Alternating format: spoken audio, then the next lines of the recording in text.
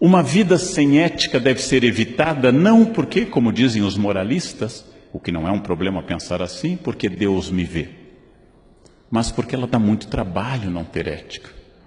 Eu tenho um amigo que trai a esposa e me disse que ele tem que ter um cuidado com o WhatsApp, porque aquilo vai para a nuvem chove em algum lugar e tem que apagar, e dá memória RAM, e dá memória, tem que ter um domínio de hacker para poder eliminar, porque uma mensagem no WhatsApp é que nem herpes, ela volta, você não sabe, ela reaparece. Este mesmo amigo me disse que quando vai a motel, leva mexerica, porque tem o cheiro do sabonete do motel, tem outro, então a mexerica tira tudo. Então ele tem que comprar a mexerica antes de ir para o motel. E eu fiz a seguinte pergunta: não dá mais fácil ser fiel do que comprar mexerica, ficar mexendo no WhatsApp? Né? Ou casar com a amante, que é para acabar com o sexo, que a única coisa que acaba com o sexo é o casamento. Então, a vida sem ética, gente, ela dá muito trabalho. É preciso ter uma memória enorme. Quando um guarda me para no trânsito, que é escasso, porque disse um aluno meu que eles só param gente jovem, mas quando um guarda me para no trânsito, eu desço tranquilo, os documentos estão em ordem. Inclusive eu guardei o extintor de incêndio, vá que ele volte. Eu tenho ainda o meu kit de primeiros socorros, nunca sei quando ele vai voltar. Eu desço tranquilo para ter em contato com o guarda, porque meu carro está em ordem, meus documentos estão em ordem, eu sou obcecado com a data de validade da carteira de motorista e assim por diante. Dá menos trabalho ir ao poupa-tempo da Lapa, que é maravilhoso, no meu caso, que moro na Zona Oeste, dá menos trabalho do que ficar fugindo de blitz e indo para lá. Não, hoje eu escapei. Vai no poupa-tempo e faz a sua carteira, animal. É fácil. Mas as pessoas ficam dando uma coisa enorme, que é aquilo que eu digo para o aluno colador: levou horas escrevendo aquela cola, dava para ter estudado. A junção da tradição moral que formou o Ocidente com a reflexão ética sugerida pela filosofia, que forma o caráter bom ou mau das pessoas, torna aquilo que o Luc Ferry, num livro, chama de vida válida. Bauman, ainda utilizando seu conceito anterior a 1985, chama de ética pós-moderna. Este pequeno livro que a editora Paulus traduziu faz essa reflexão importante. Como ser ético num mundo onde hoje ser ético é igual a ser babaca? Como ser honesto num mundo onde desonestidade leva longe na carreira política? Como defender valores neste mundo? O Bauman responde algumas dessas questões que eu recomendo aos senhores. Encaminhando para uma conclusão, temos que pensar que vivemos hoje, em outubro de 2015, um naufrágio ético. Os poderes públicos disputam de tal forma que vocês devem lembrar que, caindo a presidente e o vice, quem assume é o Cunha. Olhem a nossa situação. Se vocês não gostarem de Beelzebub, Satanás está esperando. Eu recomendaria como lição de casa que vocês estudassem a biografia do vice-presidente da Câmara, que é a opção que vem depois do Cunha. Para quem quiser se sentir deprimido mesmo hoje, estudem isso. As pessoas protestavam pela falta de ética colocando a camiseta da CBF e da FIFA, e iam para a Paulista, duas instituições afogadas na falta de ética. E finalmente o mundo empresarial, porque de forma até positiva, é inédito no Brasil, nós paramos de falar da corrupção passiva, que é a do político, e passamos a tratar da corrupção ativa, que é a do empresário. Isso é muito importante. Começamos a perceber o outro elo, que o indivíduo e a sociedade agora podem ver com clareza essa ambiguidade possível. E lembrando aos senhores o que eu aprendi em Brasília dando essa palestra. Se nós temos hoje denúncias brutais sobre a Petrobras há um mês bateu o recorde de produção de petróleo no Brasil, 2,4 milhões de barris por dia. O que significa isso?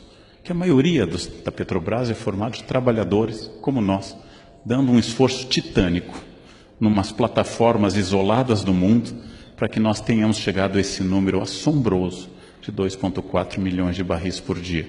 Ou seja, que nós ficamos olhando para as diretorias, esquecemos que aqui nessa sala, em todas as salas, o Brasil continua existindo, porque a maioria dos brasileiros é honesta, paga seus impostos, tenta evitar multas, quando leva a multa, paga suas multas e vive a sua vida em torno de trabalho, família e valores éticos.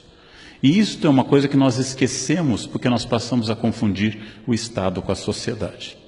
Nós esquecemos deste detalhe. Sérgio Buarque trabalhou com a ideia de homem cordial, significando que o brasileiro funciona do ponto de vista muito passional ou muito emotivo. E eu vou buscar numa raiz um tema. Vou buscar numa raiz um tema que é a Carta de Caminha.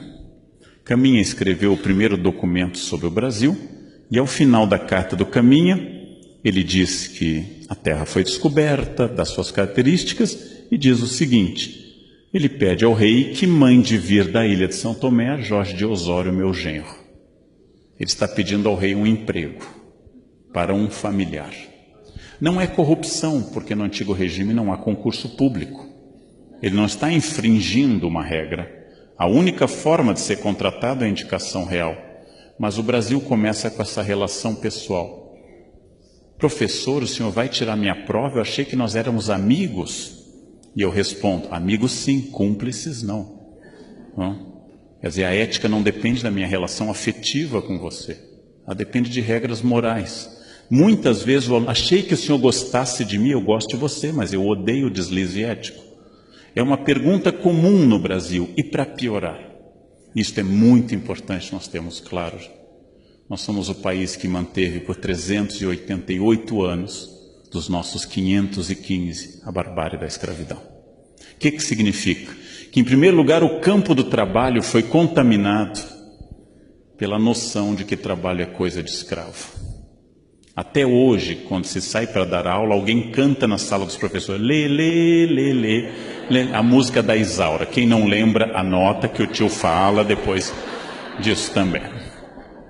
O fato de que uma parte da sociedade portuguesa e brasileira se achou no direito de trazer seres humanos à força, através de uma viagem fatal na África, e submetê-los a um serviço não remunerado e aviltante de destruição do valor humano, explica essa imagem do início do século XIX, explica por que é que os operários do Brasil começaram a ganhar direitos em 1930 e as domésticas ganharam os direitos plenos em 2015. Fundo de garantia foi aprovado este ano. É a sobrevivência da barbárie da escravidão. É a sobrevivência da ideia denunciada de forma suave em filmes como Que Horas Que Ela Volta, com a Regina Casé, que eu recomendo aos senhores, denunciada essa desigualdade, essa desumanidade, que nós transformamos essa herança bárbara.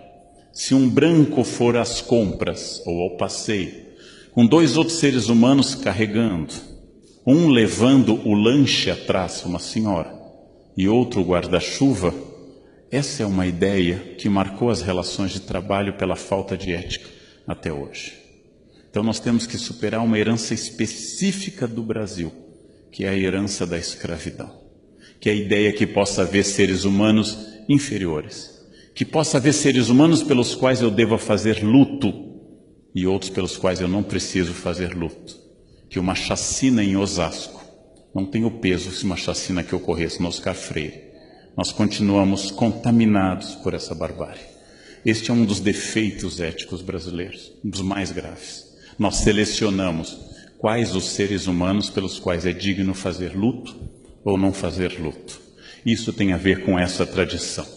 Para piorar, é muito difícil trabalhar num país onde, segundo tanto da Mata como Richard Morse, nós afastamos o significado do significante na fala.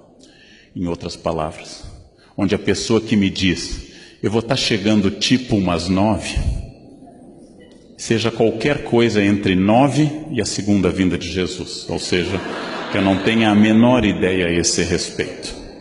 O fato de que nossa fala não contém ação concreta. Quem pode fazer esse relatório ela não contém ação concreta, é uma grande questão. E o problema eterno, o mais grave, aquele que mais nós devíamos deter, é o duplo discurso de exigência ética absoluta para os outros, especialmente para os governantes, o que é correto, mas uma frouxidão absoluta com a exigência da minha ética. Ou seja, a ética dos outros é uma ética duríssima, a minha ética é uma ética frouxa. Quando eu começar a pensar objetivamente, que é muito grave, talvez seja a coisa mais grave, alguém desviar dinheiro público para benefício privado, é menos grave, mas continua sendo grave, estacionar na vaga de idoso ou de cadeirante. É menos grave, prejudica menos gente, mas continua sendo um deslize ético. É muito grave furar a fila. É muito grave comprar carteira de estudante para ter direito à meia entrada. É muito grave fazer essas coisas. Não é a coisa mais grave do mundo. A podridão política tira dinheiro da merenda escolar para o apartamento em Miami. Isto é o limite da barbárie. Por que ser ético? Por que seguir a ética? Por que tentar ser bom? Por que implantar normas? Talvez o mais fácil seja respondendo com países onde a resposta foi não, que é a Síria. A Síria deu não a essas respostas. Não quero dialogar com você, não quero estabelecer contato ético, não respeito seu dinheiro, seu direito à existência. Resultado, a população inteira da Síria está se jogando no mar, porque não é mais possível ficar em terra. Este ponto de barbárie é a falência da ética. Não cabe ao governo implantar o paraíso, cabe ao governo evitar o inferno. É a frase de João Pereira Coutinho num livro conservador. Não cabe a cada um de nós implantar o paraíso no mundo. Não é possível, talvez, mas é possível imaginar que ao menos no meu pequeno universo, onde eu trabalho, no meu serviço público, na minha família, nas ruas da minha cidade, quando eu dirijo, que aquele espaço seja o mais ético possível, seja o mais cheio de valores, porque isso torna a vida viável, não porque alguém esteja me olhando, mas porque eu vivo naquele espaço. E esta é a grande questão ética, é o grande desafio que, com esperança, eu noto neste momento brasileiro. Nós estamos num desafio ético enorme e na chance de mudar tudo. A crise econômica tornou a ética visível, porque em época de abundância econômica ninguém critica a falta de ética. Crimes maiores cometidos no passado foram deixados de lado. Desemprego e inflação nos tornam mais aristotélicos. Farinha pouca, meu pirão primeiro. Estamos mais egoístas. Isso talvez seja bom. Chegou a hora de fazer uma transformação que começa com cada um de nós. É essa questão que hoje me preocupa muito, que hoje me anima muito. Imaginar um país grande, diverso, com mais de 200 milhões de habitantes, com pessoas muito variadas, falando grosso modo a mesma língua, com uma certa tradição histórica, quase todo mundo. Onde eu dei palestra nos últimos meses, Bahia, Pernambuco, todos os lugares, Brasília, Rio Grande do Sul, Curitiba, em todos os lugares, as pessoas apontando a mesma coisa. Todos querem uma nação mais ética, todos querem um país mais justo. E nós talvez, curiosamente, tenhamos dado o primeiro passo nesse sentido. Só que quando eu lanceto o furúnculo, a primeira reação não é agradável.